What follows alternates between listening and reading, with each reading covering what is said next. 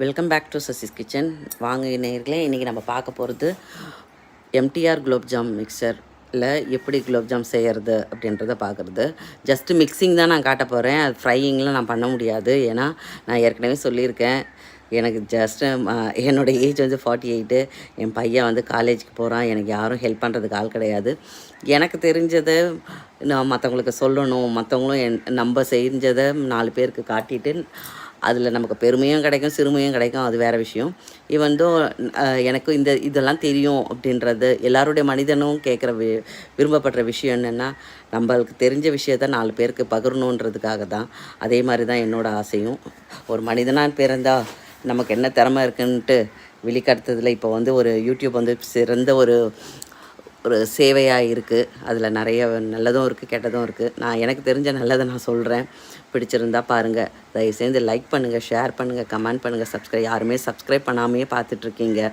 எங்களை மாதிரி மேலே வரணும், என்னாலையும் திறமை இருக்குன்னு, என்னாலையும் முடியுன்ற லேடிஸ்க்கு ஹெல்ப் பண்ணுங்க.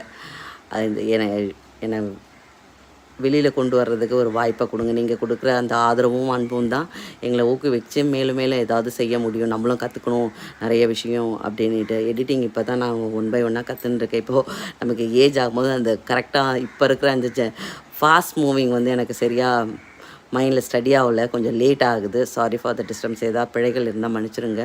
அதே மாதிரி இந்த மாவை வந்து பிணைஞ்சிட்டு பாருங்கள். பிணைஞ்சிட்டு ஒரு 10 நிமிஷம் ஊற வச்சுட்டு அதுக்கப்புறம் அந்த நெயில் இருக்குது பார்த்திங்களா, நம்ம விரல்கள் நுனியில் தான் நம்ம ப்ரெஷர் கொடுக்காம அழகாக பண்ணிவிட்டு உருட்டிட்டு ஒரு 10 மினிட்ஸ் ஊற வச்சுருங்க. அதுக்கப்புறம்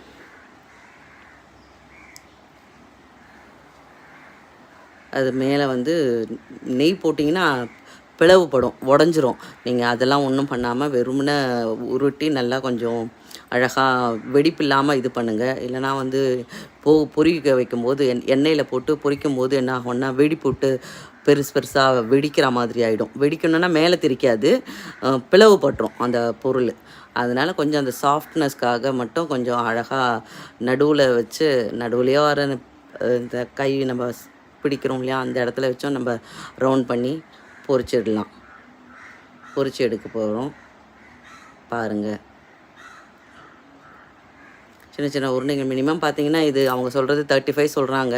ஆனால் 35லாம் வரல, மினிமம் 30 தான் அந்த மாதிரி வந்திருக்கு. இது பெரிய உருண்டையாக இருக்குது. இது பாருங்கள். பொரிச்சிட்டு பாகு வந்து 2 கப்புக்கு 2 கப்பு 1 கப்பு தண்ணி எசன்ஸு, ஏலக்காய். என்னோடய சேனல் லைக் பண்ணுங்கள், ஷேர் பண்ணுங்கள், கமெண்ட். ஹாப்பி தீபாவளி.